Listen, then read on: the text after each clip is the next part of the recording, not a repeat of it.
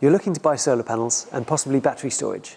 If you just put your details into a site offering you to compare prices between local installers, then you're probably going to be inundated with calls over the next few days. Here are 6 pieces of advice that I would wish to know if I were in your shoes. 1.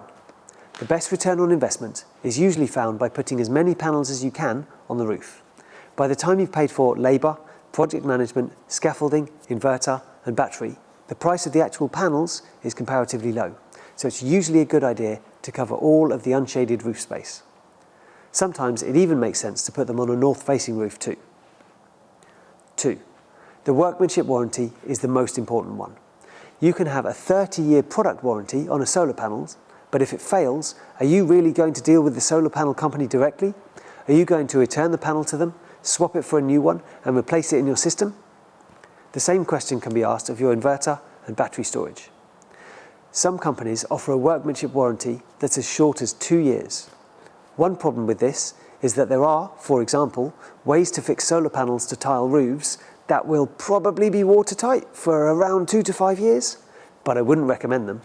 We certainly don't do them. Having a longer workmanship warranty means that the company is motivated to install long-term solutions that will stand the best of time. It also lengthens the usable length of the warranties of all of the hardware. Ideally, you want the warranty to be insurance-backed too, so that you're still covered if the company goes out of business. 3. Are they MCS accredited? If you want to be paid to export electricity that you don't use, then they need to be. And if so, are they a member of the RECC, which came out of the Office of Fair Trading and which MCS prefer, or are they a member of HIES, which was set up to meet the needs of installers who wanted their oversight to be a little bit more flexible? For example, if you're talking to an RECC member, then they're explicitly forbidden from signing a customer on the dotted line at the first visit, which I personally think is a good thing for a significant investment like this. This isn't true if they're a member of HIES. Side note, if someone tries to push you into signing a contract while they're there, please just say no. There is never a genuine good reason why you can't sleep on it and give them an answer the next day. 4. Size the battery wisely. The battery is the most expensive part of a system, so having an oversized battery is costly. That said, having the right size battery and thinking about future-proofing it is crucial to make the best use of solar energy and get the best return on investment. And it's not unusual for someone to wish that they had had a bigger battery installed. There's a lot more detail to go into this than I'll go into now, but make sure that your system designer has a good reason for offering the size battery that they suggest. 5. Pay for the deposit on a credit card.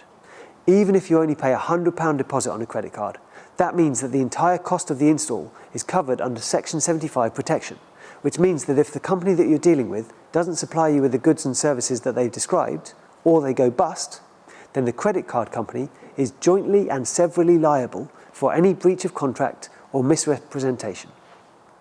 6. If you can, pay for the system up front.